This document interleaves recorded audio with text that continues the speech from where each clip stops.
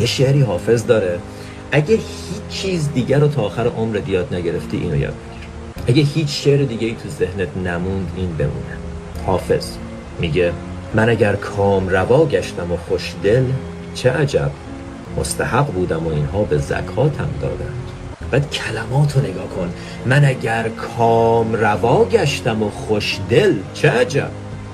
چه عجب، عجبی نداره من اگه زندگیم خوبه، عجبی نداره من اگر به هر چیزی که دلم میخواد برسم، عجبی نداره اگر بهترین آدما به بهترین شکلش سر راه من قرار بگیرن، تعجبی نداره اگه تو زندگی من پر معجزه است.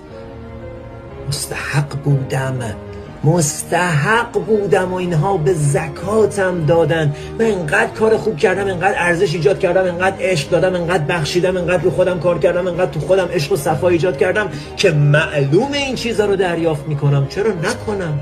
چه عجب، چه عجب، عجبی نداره، تعجبی نداره.